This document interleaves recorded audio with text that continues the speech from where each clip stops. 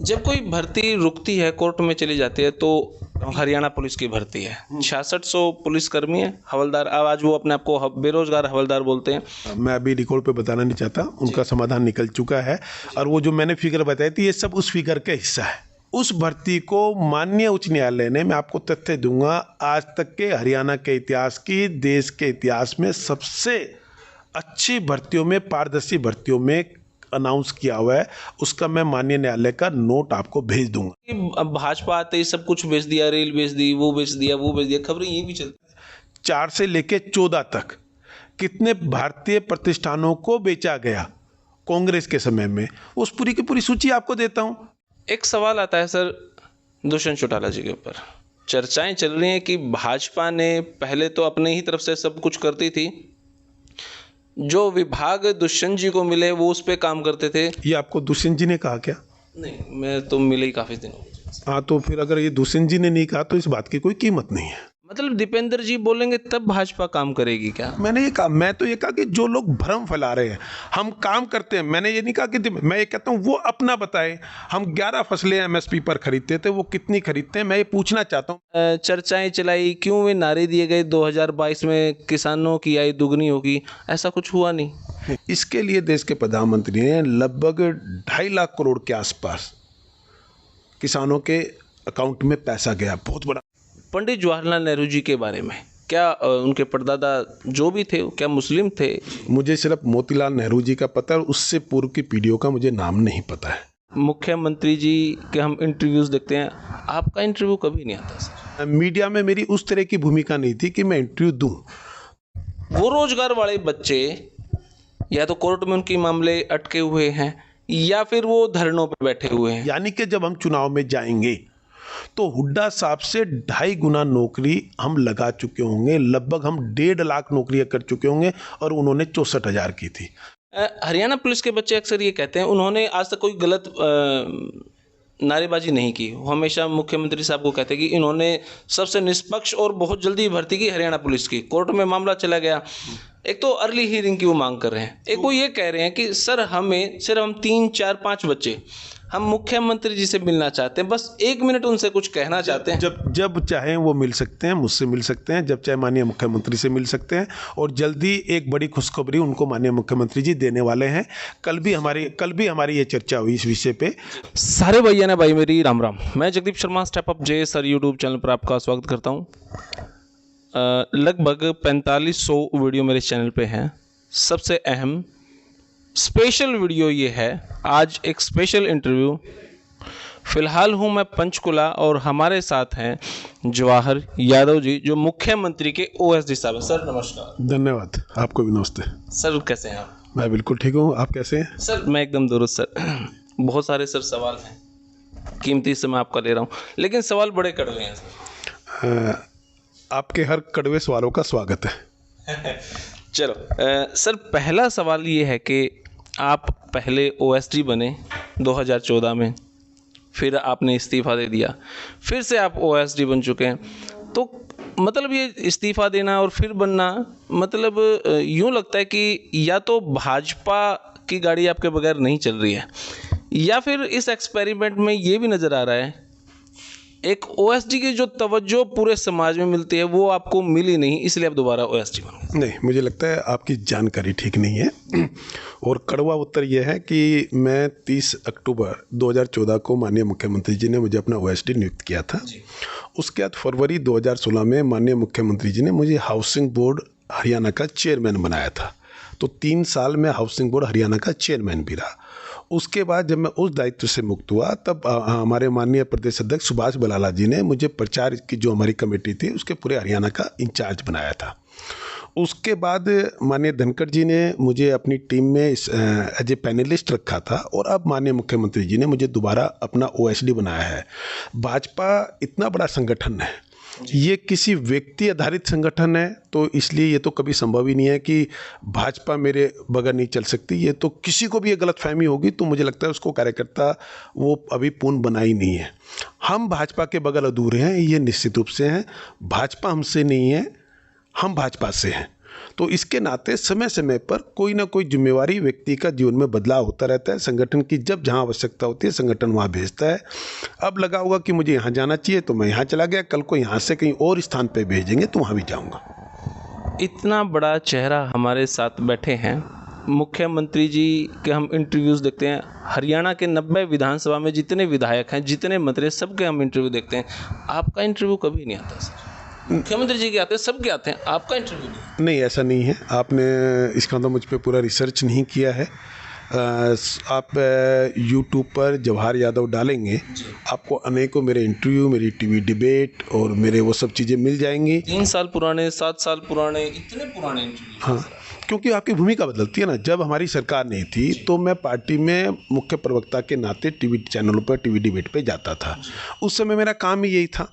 जब सरकार आई, ओएसडी बना, तो फिर हमारा काम ही था कि लोगों के जितने भी माननीय मुख्यमंत्री जनहितैषी योजनाएं लागू कर रहे हैं उनमें कहीं अड़चन आती है, उन अड़चन को दूर करना। आप जैसे मित्र जो चंडीगढ़ आते हैं, उनकी कोई समस्या है उनको दूर करना, आपकी भूमिका बदल जाती है। जितने सरकारी कर्मचारी आंदोलन चलते थे वो सब देखे हैं, उनकी समस्याओं का निदान करना।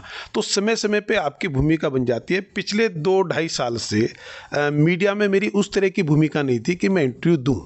तो उसके अलावा जब हाउसिंग बोर्ड में था तो उस समय जो मेरे इंटरव्यू मिलेंगे आपको, वो हाउसिंग बोर्ड से संबंधित मिलेंगे, पॉलिटिकल 1-2 मिलेंगे।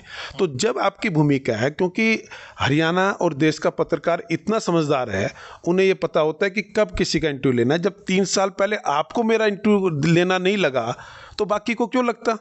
आपको आज लगा लेना तो बाकी लोगों को भी आज लग रहा है। तो आप भी तभी उसके व्यक्ति के पास जाते हैं जब लगता है कि इस व्यक्ति के इंटरव्यू की आवश्यकता है। तो कारण ये था और कोई नहीं।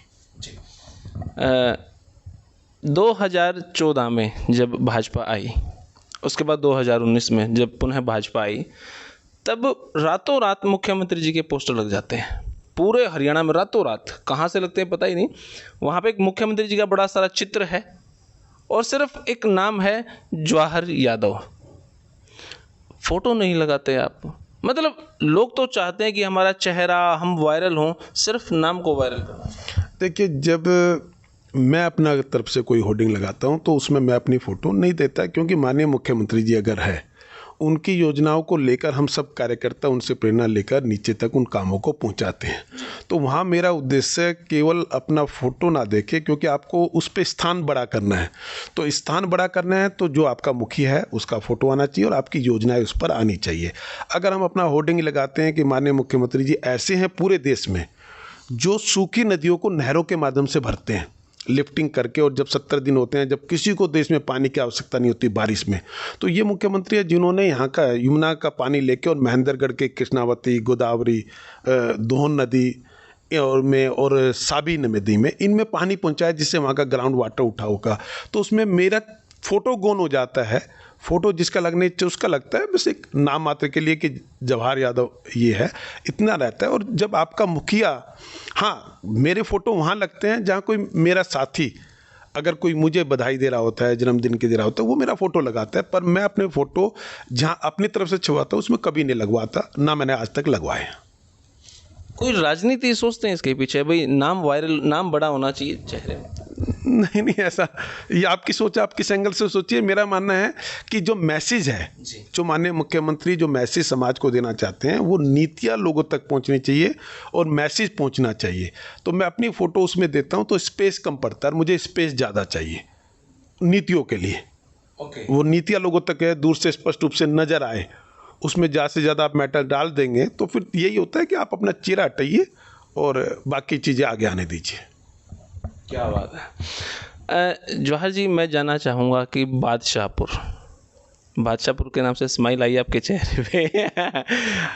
1.5 साल अभी इलेक्शन को पड़ा है, ऑफिस खोल चुके हैं आप वहाँ पे, मतलब तैयारियाँ कुछ दूसरे से स्टाइल की चल चुकी हैं?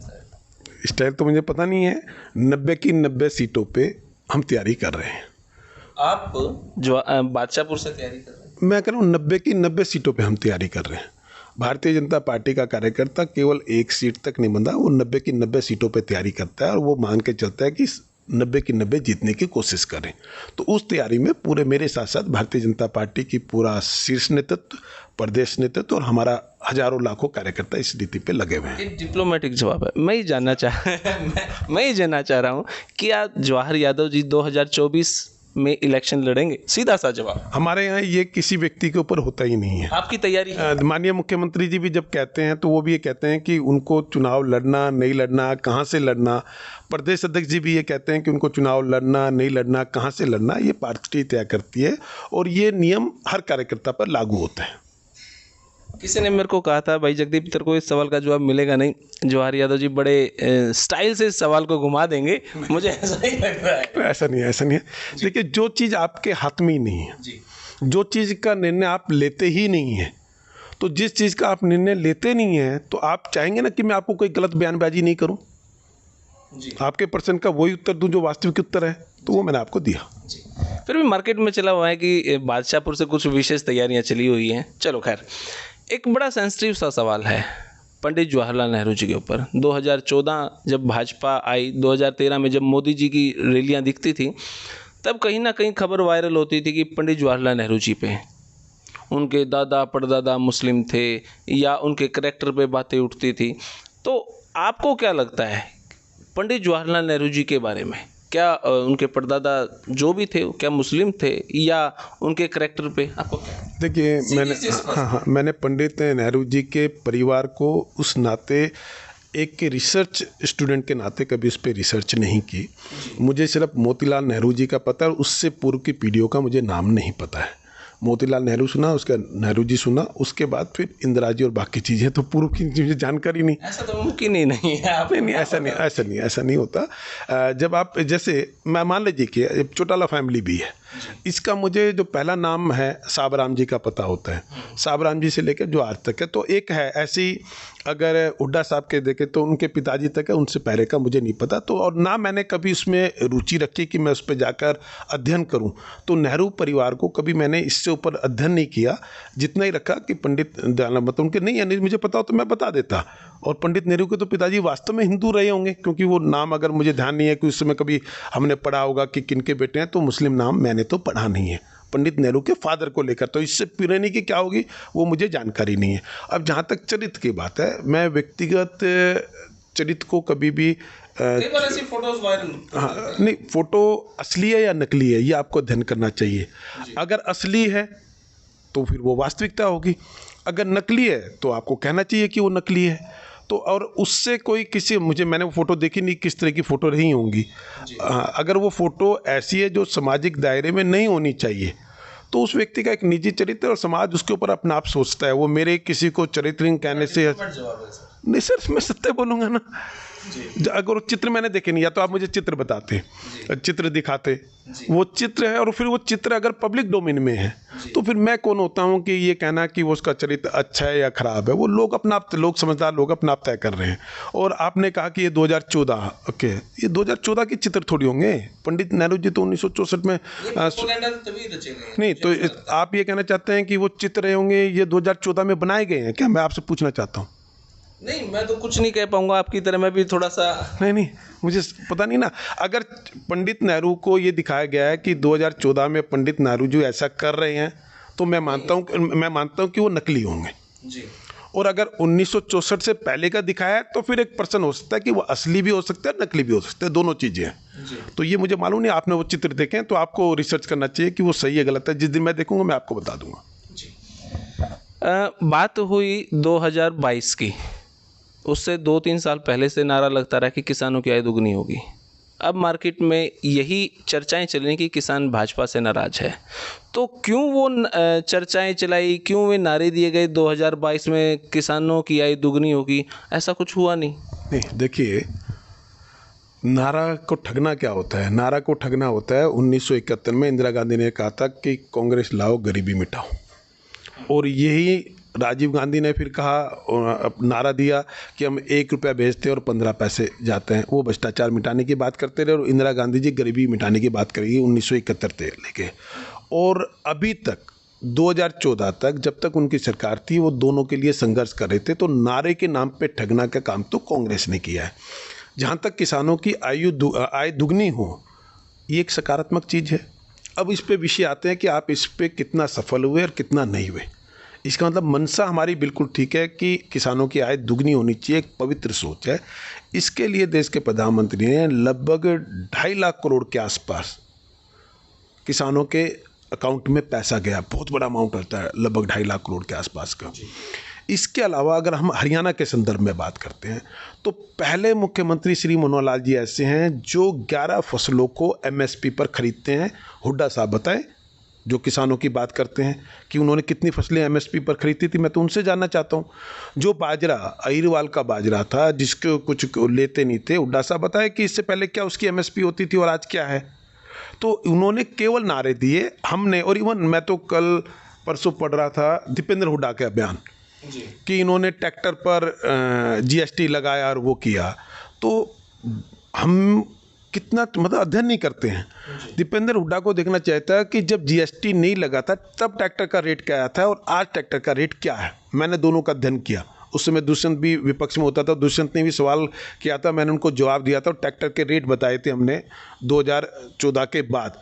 तो ध्यान में आता है कि ट्रैक्टर के रेट जीएसटी के कारण कम हुए। तो उसका कारण था, पहले टायर पे अलग टैक्स लगता था, बोरिंग उस पर अलग लगता होगा, अलग अलग उसके जो पार्ट होते थे, कांच का था कई लोग, उन सब पे टैक्स लगता था।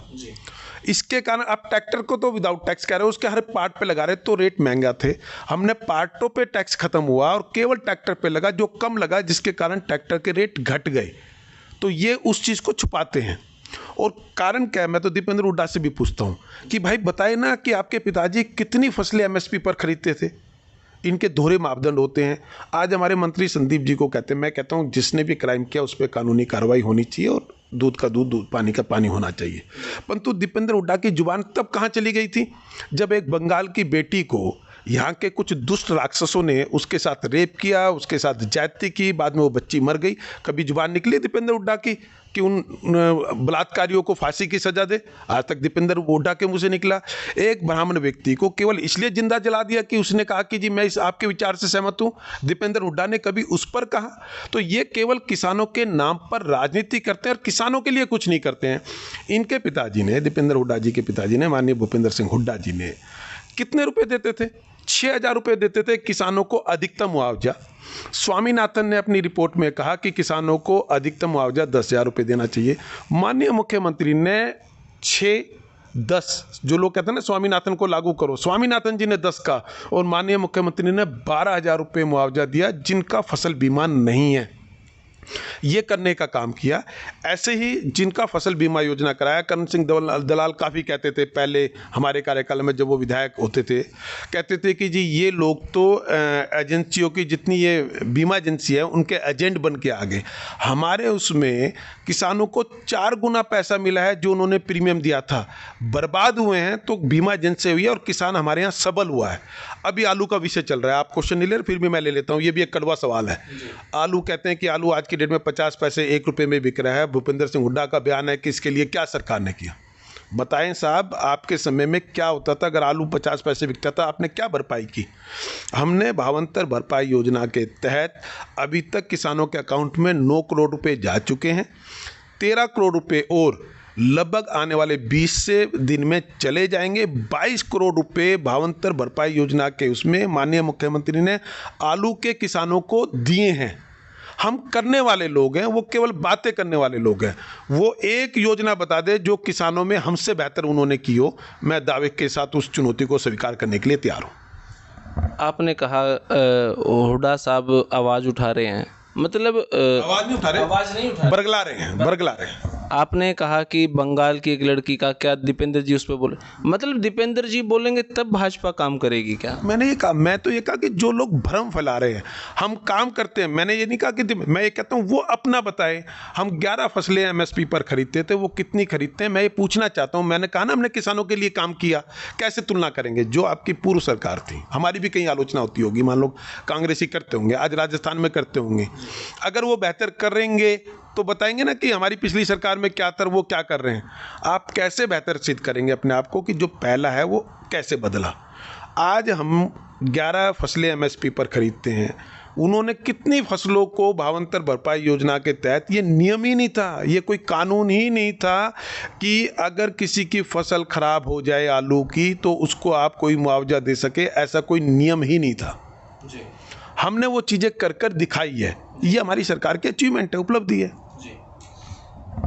एक सवाल बनता है कि भाजपा ने अनाथ बच्चों के लिए तो किया है, क्योंकि मैंने एक वीडियो बनाई थी, आज वो मुख्यमंत्री साहब के पीए हैं राहुल जी। मैंने अब वीडियो असुविधा के लिए थोड़ा सा खेद है भाई। सर मैं ये जानना चाहता हूँ, अनाथ बच्चों के लिए आपने किया है, पहले कभी किसी ने कुछ सोचा ही नहीं, सरकार ने, किसी भी सरकार ने नहीं सोचा। एक वीडियो बनी, आज वो मुख्यमंत्री साहब के पीए हैं। लेकिन मैंने वीडियो बनाई किन्नर समाज के ऊपर। किन्नर समाज के ऊपर भाजपा ने क्या किया, जो कि बहुत ज़्यादा ज़रूरतमंद। देखिए, किन्नर समाज हमारे मुख्य धारा का अभिन्न अंग है और हम वो मुख्य धारा में रहें तो निश्चित रूप से अभी तक किन्नर समाज को केवल इस रूप में देखा जाता है कि वो नाचे गाएं, या उनका एक रूप ऐसा भी आता है जो सड़कों पे कुछ गलत कार्य भी होते हैं उनको लेकर है।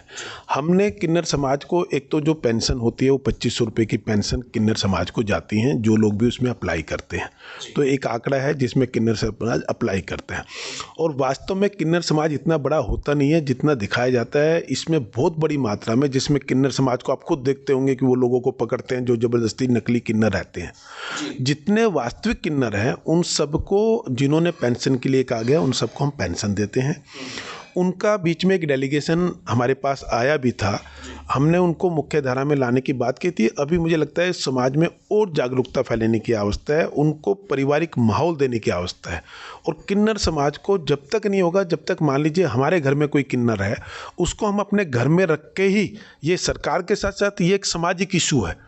मेरा अगर कोई परिवार का बच्चा किन्नर है और उठाकर मैं उसको उस ग्रुप में छोड़ दूं, घर में रहने लायक नहीं समझूं, असली समस्या तो ये सामाजिक समस्या है, पारिवारिक समस्या है। तो हमें ये ध्यान रखना होगा कि ये कोई बीमारी है जिसका एक इलाज भी हो सकता है, और प्राकृतिक रूप से ईश्वर ने जैसा जिसको बनाया उसके साथ उसको स्वीकार करना। हाँ, जिसका इलाज नहीं हो सकता मान लीजिए तो वो करना। अगर मान लीजिए कुछ बच्चे जन्मजात आंखों से दिखाई नहीं देता, बाद में कुछ चीज़ें पर रिसर्च आती है, वो कुछ समय बाद देखने भी लग जाते हैं। मेरे शरीर का कोई अंग था, मेरे होठ है, वो कटे हुए बाद में उनका होता है, तो ये तो उसके साथ समाज को स्वीकार करना है। सरकार तो केवल उसको एक आर्थिक सबल दे सकती है, जो सामाजिक प्रतिष्ठा है वो तो समाज ही देगा, वो सरकार से जुड़ा हुआ विषय कम है। और बाकी हमने उनको सारी मान्यताएं दे रखी हैं, वो चुनाव भी लड़ सकते हैं, वो नौकरियां भी अप्लाई कर सकते हैं। तो हमने सरकार के नाते कोई उनसे भेदभाव नहीं है।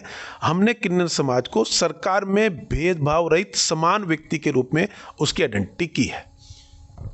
आपने कहा वो इलेक्शन लड़ सकते, क्या उनके लिए एक कोटा 1% भले ही 90 में से 2 जगह से या 1 जगह से वो इलेक्शन लड़ दें, नौकरी के लिए उनके लिए कोटा, ऐसा कुछ निर्धारित किया जा सकता है? देखिए, नौकरी में तो एक है कि ये स्टेट का विषय है, उस पर कोई विषय पर बात की जा सकती है, परंतु जो चुनाव के रिजर्वेशन का विषय, ये सेंटर का विषय है। ये वहाँ से चीज़ें होती हैं, वो अगर विधानसभा भी कोई होती है तो वो वहीं से सेंटर का विषय होता है, वो हमारा स्टेट का विषय नहीं होता है। एक सवाल आता है सर, दुष्यंत चौटाला जी के ऊपर चर्चाएं चल रही हैं कि भाजपा ने पहले तो अपने ही तरफ से सब कुछ करती थी, जो विभाग दुष्यंत जी को मिले वो उस पर काम करते थे, लेकिन उनके विभाग पे भी भाजपा कहीं ना कहीं शिकंजा कस रही है। ये आपको दुष्यंत जी ने कहा क्या? नहीं, मैं तो मिले ही काफ़ी दिन हो गए। हाँ, तो फिर अगर ये दुष्यंत जी ने नहीं कहा तो इस बात की कोई कीमत नहीं है। ये तो बड़ा जल्दी से सस्ते में निपटा दिया आपने सवाल। भाई, ये दुष्यंत, आप उनके ऊपर चर्चाएं चली हैं सर, मार्केट में चर्चा है। ये दुष्यंत जी ने कहा क्या? आप मुझे कहेंगे कि भाई जवाहर यादव आपने इंटरव्यू दिया नहीं दिया, तो मैं बताऊंगा ना। अगर आपने पब्लिक डोमेन में नहीं डाला, मैं कहूँगा, या आप मुझसे पूछेंगे इस समय आप कहाँ हैं, तो मैं ही बता पाऊंगा ना। तो अगर दुष्यंत जी ने ऐसा कहा है तो मुझे बताइए, अगर दुष्यंत जी ने कहा तो फिर सवाल बेमानी है। तो ये तो भाई बेमानी सवाल साबित हो चुका है मेरा, क्योंकि ये बात दुष्यंत जी तो नहीं कहा, लेकिन चर्चाएं चली हैं, तो मैंने ऐसा सोचा पूछ लेते हैं। चर्चा तो ये भी चल रही है कि जगदीप भाई मेरा दिल्ली का सीएम बनने वाला है। चलो जी, आपके मुंह में घी शक्कर। नहीं, चर्चा है, मुझे पता नहीं पर चर्चा है। सर, गुरुग्राम, मानेसर और फरीदाबाद चुनाव है बड़े स्तर का, कहते हैं कि विधायक से भी बड़ा चुनाव वहाँ पे चलेगा सर। तो वहाँ पे भाजपा की तैयारियाँ क्या हैं और कब वो चुनाव हो जाएगा, और क्या कुछ नाम आपको संभावित लगता है, इनको मेयर का नाम या जो चेयरमैन है उनके नाम? देखिए, आपने 2-3 विषय इसमें संगठनात्मक विषय भी जोड़ दिया। इसमें सरकार का विषय भी जोड़ दिया और चुनाव आयोग का भी जोड़ दिया। तो तीनों अलग अलग एजेंसी अब अपना काम करती हैं। मैं अभी टीवी चैनल पे कल देख रहा था, गुरुग्राम के डीसी की एक स्टेटमेंट थी कि अभी वार्डबंदी वहाँ पहले थी, एक कमेटी बनी थी, वो डिजोल्व कर दी गई थी, नई वार्डबंदी की घोषणा होने वाली है, ऐसा वहाँ था। मानेसर की शायद वही कमेटी रहेगी, तो उन्होंने अपनी कुछ काम को प्रगति दी होगी। यही सेम फरीदाबाद का है। तो पहले तो इसकी वार्डबंदी हो, और वार्डबंदी कमेटी का करने का काम है जिसमें हमारा हस्तक्षेप नहीं है। जब उसकी वार्डबंदी हो जाएगी उसके बाद फिर ये उसको फाइनल अप्रूवल के बाद फिर इसमें चुनाव आयोग शामिल होगा, और उसके बाद फिर भारतीय जनता पार्टी शामिल होगी कि कौन इसमें चुनाव लड़ सकता है, कौन नहीं हो सकता। हाँ, एक चीज़ का मेरे पास उत्तर है इसमें आपके सभी प्रश्नों में से, कि भारतीय जनता पार्टी का कार्यकर्ता तीनों मेयर चुनाव और जो पार्षद के चुनाव है उसको जीतने के लिए लगातार काम कर रहे हैं। हमारी बैठकें शुरू हो चुकी, तीनों जगह जो पार्टी की तरफ से प्रमुख लगने थे वो प्रमुख लग गए। जैसे गुरुग्राम की बात करें तो कमल गुप्ता जी हैं, तो ऐसे ही शायद रामविलास जी मानेसर के हैं। तो ऐसे जो हमारे प्रमुख कार्यकर्ता थे जिनके नेतृत्व में भारतीय जनता पार्टी का कार्यकर्ता अपने हर उम्मीदवार को जिताने के लिए कार्य करेगा, उस पर भारतीय जनता पार्टी लगातार काम कर रही है। ये निश्चित है कि चुनाव निशान पर इलेक्शन होगा। भारतीय जनता पार्टी तो लगातार ये चुनाव पहले से ही लड़ती रही हैं। इवन जब हमारी सरकार नहीं थी तब भी हम सिंबल पे लड़ते थे, क्योंकि तब मेयर का चुनाव तो डायरेक्ट होता नहीं था, पार्षद के चुनाव होते थे, वो हम सिंबल पे लड़े हैं। वो एरिया दिल्ली के लगते ही है, वहाँ पे आम आदमी पार्टी का भी वर्चस्व कहीं ना कहीं है और कांग्रेस भी वहाँ पे मजबूत बहुत है। तो क्या लगता है आपका रियल कॉम्पिटिटर कौन है? भारतीय जनता पार्टी का कॉम्पिटिटर के रूप में देखे तो कोई नहीं है वहाँ पर। जिस समय तीनों की जितनी मुझे राजनीतिक समझ है, तीनों में इतना अंतर रहेगा कि उसको आप ही कहेंगे कि ये कंपटीशन था ही नहीं। जो है ना कि आप मान लीजिए कहीं 5,000 से, अगर मेयर चुनाव की बात करें, 5-10 हज़ार से आ रहे हैं तो आप मानेंगे जीत रहे हैं, तो कंपटीशन हुआ। जहाँ कोई है ही नहीं, तो वहाँ आज की डेट में भारतीय जनता पार्टी के अलावा आपको कोई वहाँ चुनाव की तैयारी करते हुए नज़र भी नहीं आएगा। आम आदमी पार्टी की अखबारों में 1-2 स्टेटमेंट जरूर देखी है, और एक हुड्डा साहब की देखी मैंने कि जिसमें उन्होंने कहा कि वो भी सिंबल पे चुनाव लड़ेंगे। तो अभी तो वहाँ यही मंथन चल रहा है कि सिंबल पे जाना या नहीं जाना। तो कंपटीशन नहीं है, तीनों की तीनों सीटों पे भारतीय जनता पार्टी के मेयर निश्चित रूप से और अधिकतम पार्षद जीत के आएंगे और बहुमत के साथ आएंगे। अगर हम बात करें आम आदमी और कांग्रेस की, इन तीनों जगह से उन दोनों में मजबूत कौन है? ये तो मुझे लगता है कि मैंने उस तरह से देखा नहीं कि उन दोनों में कंपटीशन में कौन कर रहा है। तो फिर मैं मानता हूँ कि उनके मुकाबले अगर उसमें देखेंगे तो मैं कांग्रेस को उनके आम आदमी पार्टी से थोड़ा ठीक मानूंगा, क्योंकि वहाँ एक इसका स्थान है, वहाँ उनके कार्यकर्ता है। आम आदमी पार्टी उस रूप में मजबूत नहीं है जो केवल कागजों में है, सोशल मीडिया पे है, पर धरातल पे नहीं है। परंतु भारतीय जनता पार्टी तीनों पे, मेरा इसका कोई गलत अर्थ ना ले कि मैं कांग्रेस को उस रूप में मजबूत कह रहा हूँ, तो भारतीय जनता पार्टी कांग्रेस से बहुत आगे, और तीनों मेयर के चुनाव हम जीत रहे हैं। आपका प्रश्न ये था कि आम आदमी पार्टी और कांग्रेस में से दूसरे स्थान पर कौन रहेगा, तो दूसरे और तीसरे की लड़ाई में मैं मानता हूँ भारतीय जनता पार्टी पहली, कांग्रेस दूसरी और आम आदमी पार्टी तीसरे स्थान पर रहेगी। अंतिम मुख्य सवाल, भूपेंद्र सिंह हुड्डा जी पर चार्जशीट दायर कर दी। हर साल ये खबर आ जाती है। ये खबरें क्यों आती हैं? क्या होगा इस पे? अब आगे का भविष्य क्या होगा? यह क्या हरियाणा की जनता, भाजपा उनको खुश कर रही है भी हाँ हुड्डा साहब पर शिकंजा कसा जा रहा है, हम तीसरी बार फिर से आ जाएंगे, जैसे चौटाला साहब चले गए थे जेल में, अब हुड्डा साहब भी चले जाएंगे, क्या कुछ चल रहा है? देखिए, जब चौटाला साहब के खिलाफ FIR हुई थी, उनको सज़ा मिलने में एक लंबा समय लगा था। ऐसे ही भूपेंद्र सिंह हुड्डा के जी के खिलाफ FIR हुई है, उनको सज़ा देना ना देना तो मैं भूपेंद्र चौटाला जी के लिए कह रहा हूँ कि उनको सज़ा मिल चुकी है और सज़ा पूरी भी कर चुके हैं, तो वो कानून ने अपना काम किया है। इस पे क्या निर्णय आएगा, निर्णय तो कोर्ट ने करना होता है। जो एजेंसियाँ होती है वो तो अपना काम कर देती है कि यहाँ गड़बड़ी हुई है, उसको बाद में उस पर निर्णय माननीय न्यायालय करता है। और आप और मैं दोनों सभ्य समाज में विश्वास रखने वाले लोग हैं। हम तो ये मानते हैं कि न्यायालय जब इसका जो भी निर्णय करेगा उसका हम स्वागत करेंगे। आपको क्या लगता है, हुड्डा साहब सच में ही दोषी हैं? नहीं, मेरे कहने आपके सोच के देखिए इसमें कुछ किस्से हैं, जैसे मैंने स्टडी किया, जो एक इनका इंडस्ट्रियल प्लॉट का विषय था पंचकुला का, जिसमें उन्होंने इंडस्ट्रियल प्लॉट दिए। किसी ने एप्लीकेशन भरी हुई है रोहतक में, उसको भी हमने पंचकुला में कंसिडर कर रखा था। 13 या 14 प्लॉट थे वो।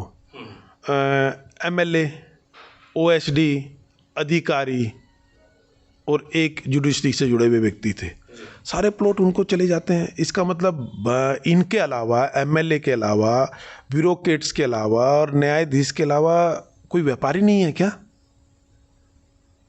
इन्होंने इनको व्यापारी माना है, तो इनके अलावा कोई और व्यापारी नहीं था जो इंडस्ट्रियल प्लॉट लेना चाहता था, जिसकी बैकग्राउंड रही होगी जी मैं भी अनऑथराइज क्षेत्र में इतनी बड़ी कंपनी चला रहा हूं, पर आप एक लीगल चीज देना चाह रहे हो, मैं इसमें कम्पीट कर लूं। कोई हमारा व्यक्ति जिसने बद्दी में उस समय छूट मिली होगी, हिमाचल ने जब दी थी कि टैक्स नहीं लगेंगे, उसके बाद उसका वो टाइम पीरियड पूरा हो गया, वो उसके मन में ये नहीं पैदा हुआ होगा कि अब मैं वापस से, जब मुझे वहाँ भी टैक्स देना पड़ रहा है, मेरी रिबेट पूरी हो गई, तो मैं अपने पंचकुला में ही अपनी फैक्ट्री चला लूँ, ऑफिस चला लूँ। मतलब किसी व्यापारी के ध्यान में नहीं आया। और ये तीनों वर्ग को आपने व्यापारी माना। किसको? पॉलिटिशियन को, निर्वाचित विधायक को, उनके परिवार को, OSD उसके परिवार को, और ब्यूरोक्रेट्स के परिवार को, और न्यायाधीश के परिवार को, जिनके चारों की अपनी कैटेगरी है उसकी काम अनुसार कास्ट की। मैं जाति की बात नहीं कर रहा उसकी, परंतु इनमें से व्यापारी एक भी नहीं है, पर व्यापारी इन्हीं को माना गया। तो फिर ऐसे मामलों में गड़बड़ हुई नहीं हुई तो ये तो न्यायालय तय कर लेगा। मेरे हिसाब से वहाँ निश्चित रूप से गड़बड़ हुई है। व्यापारी की जब आप बात करते हैं, आप तो कह रहे हैं इनमें से तो कोई व्यापारी नहीं है, लेकिन मान लीजिए आप कहिए कि सवाल हाँ, जी। लेकिन जब व्यापारी की बात आती है तो पूरे देश में एक अडानी का नाम चलता है। मैं राहुल गांधी जी का लोकसभा में सुन रहा था, वो जब वक्तव्य दे रहे थे कि राहुल गांधी, मोदी जी और अडानी जी एक ही हेलीकॉप्टर में, एक ही हवाई जहाज में, पर्सनल में श्रीलंका जाते हैं, वहाँ जाते हैं, वहाँ जाते हैं। फिर खड़गे जी का मैं बयान सुन रहा था, वो कह रहे थे भाई 2014 में 50,000 करोड़ की संपत्ति थी, फिर 2019 में आके 2018 में उन्होंने बताया 1 लाख करोड़ की, और अब 12 लाख करोड़ की उनकी संपत्ति है। तो इतनी संपत्ति एकदम बढ़ी कैसे? बात जब देखिए, एक तो मैं अडानी का प्रवक्ता नहीं। अडानी जी ने जो अच्छा बुरा किया होगा वो बताएंगे, उनका प्रवक्ता नहीं। हाँ, अमित शाह जी भी बता रहे थे, क्या उनके प्रवक्ता? नहीं, उन्होंने ये नहीं बताया। अब मैं उस पर आ रहा हूँ। हमने कोई हमारी एक पॉलिसी बताएं जिससे हमने अनैतिक रूप से इन लोगों को लाभ पहुंचाया हो। सरकार का तो ये दायित्व है ना कि कहीं हमने क्या उनको अनैतिक रूप से लाभ पहुंचाया। जब रिलायंस और अडानी गुड़गांव के पटौदी रोड पर अपने वेयर हाउस बना रहे थे, अडानी साहब, तो उस समय क्या हुड्डा जी को मैंने फ़ोन किया था या माननीय अमित शाह जी ने फ़ोन किया था कि मोदी जी ने फ़ोन किया था कि भाई ये सारा कुछ पटौदी रोड अडानी के पास जाएगा? जब भूपेंद्र सिंह हुड्डा जी ने किसानों के गले को दबाकर, गले को दबाने का मतलब ये नहीं कि वो प्रैक्टिकल वहाँ गए, सरकार के दबाव में जब 25,000 कितने एकड़ वो ज़मीन जीती रिलायंस SEZ बनाने के लिए, तो वो उस समय क्या भूपेंद्र सिंह हुड्डा जी ने मुझसे पूछा था कि जवाहर भाई आपने रिलायंस के लिए फ़ोन किया, मैं इनको इतनी 1000 एकड़ ज़मीन दे रहा हूँ। अडानी और रिलायंस दोनों को हमारी वर्तमान सरकार में किसी को ज़मीन दी गई हो, कुछ किया होगा मनोहर जी की सरकार में, मुझे बताएं। ये मैंने बताए हैं, दोनों के दोनों कांग्रेस के समय के हैं, तो किसके मित्र हैं? और इसके अलावा जो धीरू भाई अंबानी थे, उनकी राजीव गांधी से क्या साठगांठ थी, और जब इंदिरा गांधी की मृत्यु के बाद राजीव गांधी से वो किस रूप में मिले थे, ये प्रसंग सबको पता है जी। ये उनको बताना चाहिए। और ऐसे ही रॉबर्ट वाड्रा किस तरह से सोलर के लिए राजस्थान में ज़मीन पलट गए थे, या बगैर अमाउंट दिए कैसे उन्होंने ज़मीन ले ली थी। तो बेसिकली हम ये बताएं कि, और दूसरा एक और चीज़ मैं कहता हूँ, क्या इस देश के व्यापारी को सबल नहीं होना चाहिए? पहली बार देख रहा हूँ ये कुछ चंद लोग हैं, 1% लोग हैं, यही आपको तथाकथित किसान आंदोलन में मिलेंगे, यही आपको सब जगह मिलेंगे। 1% लोग नहीं है, मुश्किल से ही है। आप देखेंगे यही जब हमारे युवाओं को अग्निवीर की भर्ती के से है, तो मैं देख रहा था 60-60 साल के लोग उसका विरोध करने आए थे और युवा उसमें से गायब था। कांग्रेस का फोटो मैंने संभाल के रखा हुआ है भूपेंद्र सिंह हुड्डा के नेतृत्व में, तो वो युवा गायब था। तो वही 1% क्लास है जो इस तरह के सवाल उठाती रहती है। अगर कोई भारत का व्यापारी, मैं नाम नहीं लेता, कोई भी व्यापारी, अगर हम अपनी कंपनियों को MNC बना पाए हैं तो ये तो भारत के लिए गौरव की बात है। केवल ये होना चाहिए कि क्या किसी नाजायज तरीके से उन व्यापारियों को, गरीब लोगों का हक मारकर कोई लाभ पहुंचाया गया या नहीं पहुंचाया गया, ये आपको जरूर देखना चाहिए। पर आपको तो खुश होना चाहिए। आज पेप्सी को कहाँ से आके भारत की अर्थव्यवस्था पे ले रखी है, पेयजल में है।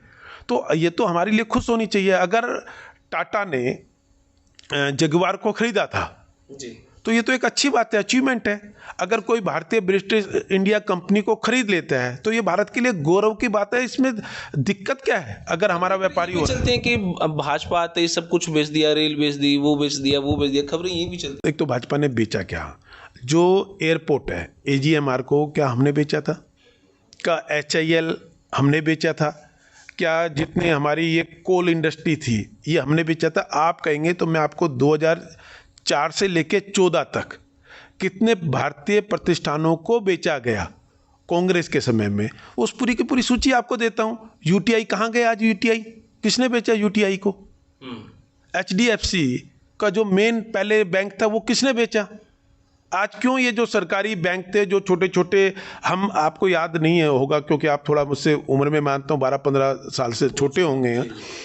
हम जब बच्चे होते थे तो हमारे गुल्लक कह लीजिए, आम भाषा में गुल्लक होती थी, उसमें हम 1-1 रुपया 50 पैसे 5 पैसे 10 पैसे डालते थे और महीने में एक कर्मचारी आता था, जितने निकलते थे लेके और अपने एक रसीद पे लिख के हमें देता था कि आपके पैसे इतने जमा हो गए।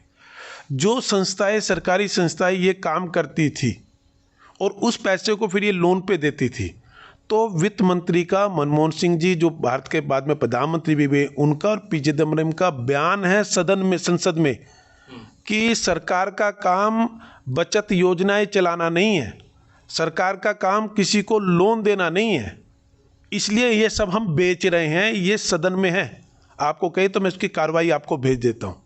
ऐसे अनेकों चीज, जितने एयरपोर्ट बिके किसकी सरकार में बिके। तो ये केवल बरगलाने वाली चीजें हैं। और भारत में 1991 में खुली अर्थव्यवस्था कौन लेकर आया था? PV नरसिंहा राव, और उस समय P चिदम्बरम जी होते थे और मनमोहन सिंह जी होते थे, जो दोनों पावरफुल होते हैं। वित्त मंत्री तो शायद उस समय मनमोहन सिंह जी थे। तो ये खुली अर्थव्यवस्था देन किसकी है? आपने अगर एक अच्छा काम किया है तो उसकी अच्छाई को लेना भी सीखो। कांग्रेस में ये नहीं कर पाते। कांग्रेस मेरा रोजगार के ऊपर सवाल रह गया। 2014 से 19 तक भाजपा ने खूब रोजगार दिया है, निसंदेह बहुत अच्छा काम किया है। लोगों ने स्टेडियम भर चुके थे, लाइब्रेरीज भर चुकी थी, कोचिंग सेंटर इतने खुल चुके थे। लेकिन 2019 के बाद भाजपा जातिगत कार्यक्रम करती, जातिगत महापुरुषों के जयंतियां मनाने में ज़्यादा बिजी रही हैं, चाहे वो भगवान परशुराम की है या जो भी है, बहुत सारी। तो उस समय रोजगार नहीं मिल पाया। वो रोजगार वाले बच्चे या तो कोर्ट में उनके मामले अटके हुए हैं या फिर वो धरनों पे बैठे हुए हैं। अब जहाँ पे कोचिंग सेंटर इतने खुले थे वहाँ पे आईलेट्स की अकेडमियाँ खुली हैं और विदेश भेजने का कारोबार ज़्यादा चला हुआ। ऐसा क्यों? देखिए, एक तो हमारी नौकरी की रफ्तार रुकी ही नहीं कभी। ये एक वो अपने आप को तथाकथित जय हिंद कहता घूमता है जी। उन्होंने एक आरोप लगाया था कि सरकार में जब से ये आई 10,000 भी नौकरी नहीं लगाई। तो फिर मैंने उनको बताया था 1 साल में ही हमने 14,000 नौकरी दी थी। वो आप कहे तो मैं अपना आर्टिकल आपको भेज देता हूँ, वो ये किया था। दूसरा, हुड्डा साहब के 10 साल में, मैं एग्जैक्ट फिगर के साथ देता हूँ, 64,190 नौकरियां लगी थी। हुड्डा साहब के 10 साल में 64,190 नौकरियां लगी थी। और हमारे अभी तक के कार्यकाल में जो लग चुकी, इसके बाद और 2-3 रिजल्ट आ चुके, पर मेरा वो आज 1 लाख क्रॉस कर चुके। मेरे पास जो फिगर है वो 97,197,126 की है, जिसमें 2-3 रिजल्ट और आ चुके और ये 1 लाख से ऊपर हो चुकी है। और 50,000 की प्रक्रिया हमारी चल रही है, जो कि और पूरी हो जाएगी। यानी कि जब हम चुनाव में जाएंगे तो हुड्डा साहब से 2.5 गुना नौकरी हम लगा चुके होंगे। लगभग हम 1.5 लाख नौकरियां कर चुके होंगे और उन्होंने 64,000 की थी। तो वो हमसे सवाल ना करें ना, वो फैक्ट्स पे बात करें ना। सुनने में तो ये है।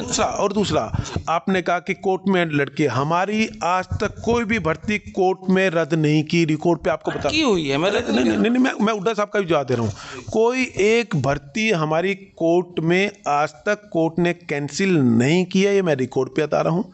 अटकी है, कुछ छोटी मोटी अटकी है, उनको हम ठीक करने में लगे हैं, जल्दी कर लेंगे। हमने 1-2 की ज्वाइनिंग अभी करा भी दी है। आर्ट एंड क्राफ्ट की शायद ज्वाइनिंग अभी 5-7 दिन पहले शायद हो गई, मुझे तथ्य पूरा नहीं पता है। तो बाकी ऐसी 8-7 छोटी छोटी नौकरियां हैं जिसमें कम नंबर है, वो कर रहे हैं। लगभग ऐसी फिगर हमारी 10-11 हज़ार के आसपास बनती है, जो अभी उसमें कहीं ना कहीं दिक्कत है, वो हम सोल्व करा लेंगे, इसलिए उसमें हमें दिक्कत नहीं है। पर कौन, और दूसरा मैं बताता हूँ, हम पे आरोप कौन लगा रहा है? हुड्डा साहब, जिसकी माननीय न्यायालय ने 11 या 13 भर्तियां रद्द की है, जिसमें से कुछ नाम मेरे पास है। पीटीआई की भर्ती उनकी रद्द हुई, पटवारी केनाल पटवारी की भर्ती उनकी रद्द हुई, लोअर डिवीजन कलर की भर्ती उनकी रद्द हुई, कंप्यूटर ऑपरेटर एंड प्रोग्रामर की भर्ती उनकी रद्द हुई, एग्रीकल्चर इंस्पेक्टर की भर्ती उनकी रद्द हुई, जूनियर इंजीनियर सिविल विद्युत विभाग के सहायक लाइनमैन है उनकी भर्ती रद्द हुई, ऑपरेटर की भर्ती उनकी रद्द हुई, आर्ट एंड क्राफ्ट के शिक्षकों की भर्ती रद्द हुई। ये सब उनकी रद्द भर्तियां है। ये सब 58,000 में से आप बता रहे हैं? कौन सी? जो ये, हाँ, जो इनके जो 64,000 भर्तियां थी, उनमें से भर्तियां रद्द भी हुई। और एक ये तो माननीय मुख्यमंत्री जी हरियाणा के बच्चों की चिंता करते हैं। उनकी जो जेबीटी के जो उनका आंदोलन चला, जिसमें 12,000 के ऊपर लोग भर्ती लगे, जेबीटी के उस समय अध्यक्ष थे राजेंद्र शर्मा जी, प्रेम अलावत, यह और निश्चित है वो भर्ती है। माननीय मुख्यमंत्री जी ने कैसे सिरे चढ़वाई है, ये मैं तो नहीं कहना चाहता हूँ यार। आप उन जो शिक्षक जो उसमें लगे हुए हैं 12,000, जिसका भर्ती तो उनके समय थी, हमने कैसे सिरे चढ़ाई मुख्यमंत्री मनोहर लाल जी ने में किस तरह की उनकी पैरवी करके, वो बच्चे बता देंगे आपसे, कभी उनसे ऑफ द रिकॉर्ड पूछ लीजिएगा। तो उन्होंने तो केवल ठगने का काम किया, उन्होंने केवल अपने परिवार के लोग लाए। कभी आपने सुना कि हमारे इस एमएलए का कोई, मैं ये नहीं कह रहा कि हमारे एमएलए का बच्चा योग्य है तो नहीं लगना चाहिए, पर क्या थोक के भाव लगे हैं? कोई इक्का दुक्का कोई लगा होगा, मेरे पास कोई ऐसा आंकड़ा नहीं है। कभी हमारा कोई HPSC का मेंबर का या HSC के मेंबर का कोई बच्चा, बेटा, चाचा, भाई का, बहन का, बुआ का कोई लगा हुआ रिकॉर्ड पे आया है? और हमारी सरकार में मुझे आज भी याद है, मैं कांग्रेस के विधायकों का जो बच्चा योग्य होगा, अपनी योग्यता से वो भी लगा होगा। मैं कहना नहीं चाहता, नहीं तो एक विधायक नाराज हो जाते हैं कि आप बार बार हमारा नाम ले देते हो जी। तो ये हमारी इसमें क्या, हमारे इसमें यह है कि जो योग्य होगा वो लगेगा। दूसरा, मुझे एक आपके शब्द पर आपत्ति थी, जिसको मैं दोबारा लेकर आ रहा हूँ। आपने कहा कि आप जातीय सम्मेलन में लग गए जी। हाँ, तो मुझे इसमें आपत्ति है। ये जातीय सम्मेलन, जब आप महापुरुष को जाति के साथ बांधते हो, ये समाज में बोध होता है। आप परशुराम जी को ब्राह्मण के साथ जोड़ देते हो, रविदास जी को दलितों के, ये हम सबके महापुरुष है, तो इसलिए उसको जाति के साथ जोड़ना, मुझे लगता है इसकी मानसिकता से निकलना चाहिए। परशुराम जी ने अन्याय के लिए क्या संघर्ष किया, वो हमारे लिए आदर्श होता है। रविदास जी ने सामाजिक आंदोलन में जो दलित, पिछड़े, वंचित थे, उसके भेदभाव को खत्म करने का, हमें वो याद आता है, हमें जाति आती ही नहीं है, हम उसको जाति के रूप में देखते ही नहीं है। यही तो मानसिकता बदलनी है जो भूपेंद्र सिंह हुड्डा का, अगर यही मानसिकता नहीं होती तो हरियाणा में वो जो एक किसान था, जो किसान आंदोलन में शामिल था, उसको, उस व्यक्ति ने कहा कि उसको जाति के नाम पे जलाया गया। हम इसमें बदलना चाहते हैं। हरियाणा के मुख्यमंत्री का तो एक ही कहना है, हरियाणा एक, हरियाणवी एक, और हम सब मिलकर संयुक्त रूप से हरियाणा को आगे बढ़ाने का काम करते हैं।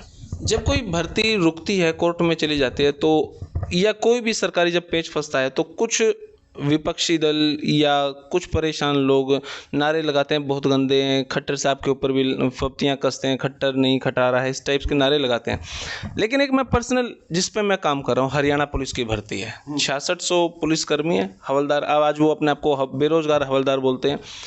आपके सेक्टर 5 में ही पंचकुला में वो एजिटेशन में बैठे हैं 2.5-3 महीने से। नहीं, ऐसा है उनका, मैं अभी रिकॉर्ड पे बताना नहीं चाहता, उनका समाधान निकल चुका है। और वो जो मैंने फिगर बताई थी, ये सब उस फिगर का हिस्सा है, ये सब उस फिगर का हिस्सा है। और भर्तियों को लटकाने के मेरे एक मित्र है वकील, जो कभी इनेलो में रहे, कुछ समय भाजपा में आ गए, और आज फिर कांग्रेस में, वो कांग्रेस में चले गए। उन्होंने ब्राह्मणों की भर्ती का जो ईपीजी होता है, उसका इतना बड़ा भयंकर विरोध किया था, उनके लिए भी वो कोर्ट में खिलाफ गए। उनका काम ही यही है, उस मेरे मित्र की राजनीति में दुकान इसी नाम पे चलती है कि वो भर्तियों को रोकने का काम करते हैं। वो इनेलो में भी थे।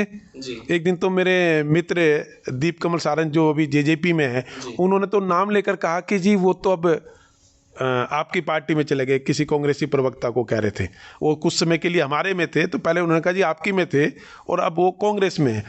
तो कुछ लोगों को लगता है कि उनकी राजनीति इसी आधार पर खड़ी होगी कि वो आर्थिक रूप से गरीब जो ब्राह्मण थे उनकी नौकरियों को रुकवा दो।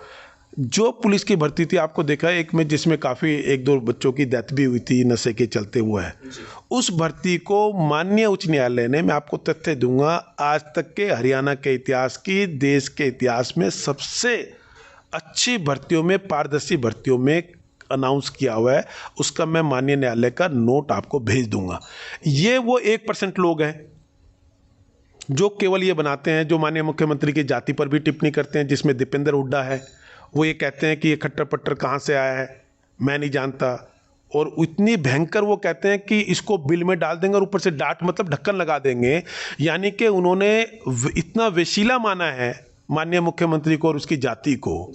तो ये लोग हैं जो वास्तव में हरियाणा को जलाने का काम करते हैं, व्यवस्था बिगाड़ने का काम करते हैं। हुड्डा परिवार को ये पचता नहीं कि सत्ता इनसे बाहर कैसे चली गई।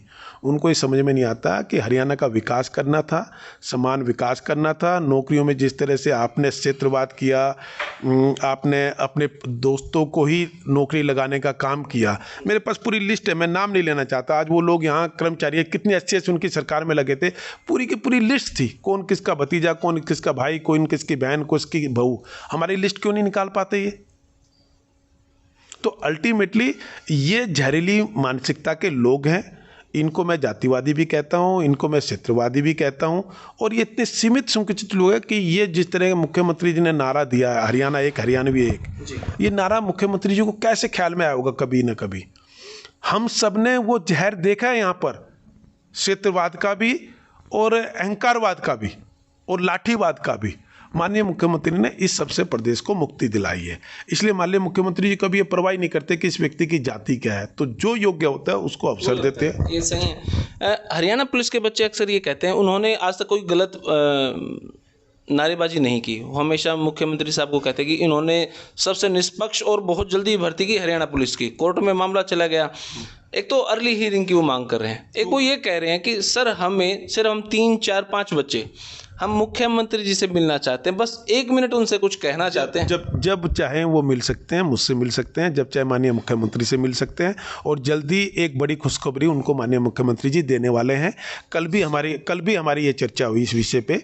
माननीय मुख्यमंत्री जी ने इस पे पूछा विभाग के अधिकारियों से, इस पे कैसे हम कर सकते हैं। उस समय हमारे 16 तारीख को अर्धनग्न का प्रदर्शन की तैयारी कर रहे हैं। 1 हफ्ते का उनको टाइम दिया गया था, कुछ हुआ ऐसे अर्धनग्न प्रदर्शन करते हैं, राजनीति में वो सब चलता है, परंतु उनको ये पता है। नहीं, मैं कह रहा हूँ उनको उसमें से जो करा रहे होंगे ना, मैं जानता हूँ, उनको ये पता है कि वो इस सरकार में तभी आए हैं जब ये मनोहर सरकार आई है। अगर ये मनोहर सरकार नहीं होती, उन बच्चों का नहीं होता।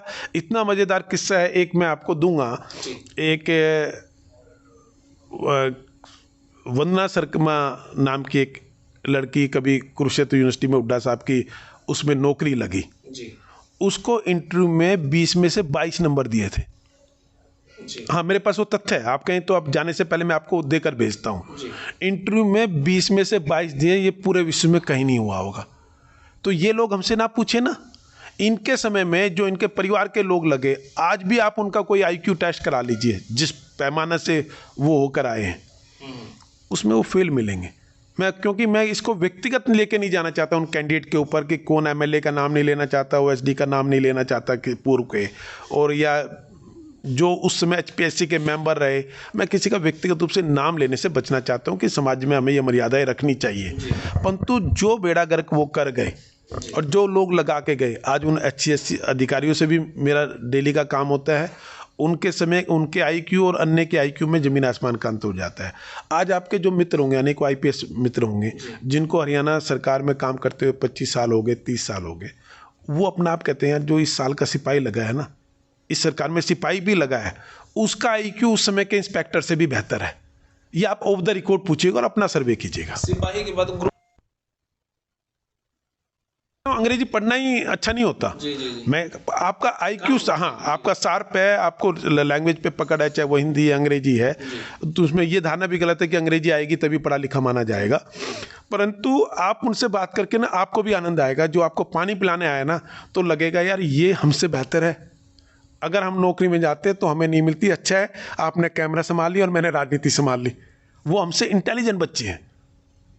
परंतु आप अपने ट्रेड में बहुत अच्छा कर रहे हैं, आपका बहुत अच्छा नाम है। मैं कितना कर पा रहा हूँ मुझे नहीं पता, पर आपका वास्तव में अच्छा नाम है और आपने अपने चैनल का, यूट्यूब चैनल को एक जो प्रतिष्ठित यूट्यूब चैनल में एक गरिमा बना के रखी है, वो आपके चैनल की है। क्योंकि मैंने आपको एक तो मैंने देखा है जब आप पिछली बार सुभाष बराला जी का इंटरव्यू ले रहे थे आदमपुर में जी, तो भी मैंने आपको हिसार वाले कार्यालय में कहा था, जो हमारे पंडित जी थे शायद रामफल जी, वो खूब वो आता, तो मैंने आपका वो वाला इंटरव्यू देखा हुआ है, हाँ प्रसंग देखा है, और वो कमाल का था। और आपकी नॉलेज और आपकी वाकपटुता और आपके कटु पर्सन वास्तव में स्वागत योग्य। बहुत बहुत शुक्रिया, धन्यवाद आपका, बहुत बहुत धन्यवाद। तो भाई ये वीडियो आपको कैसी लगी? 4500 वीडियो में सबसे एक रामचंद्र जांगड़ा जी का इंटरव्यू और एक ये इंटरव्यू आज तक का सबसे बेस्ट इंटरव्यू है। आपको ये वीडियो कैसी लगी कमेंट बॉक्स में राय दें। तब तक के लिए धन्यवाद। जय हिंद, भारत माता की जय। थैंक यू भाई।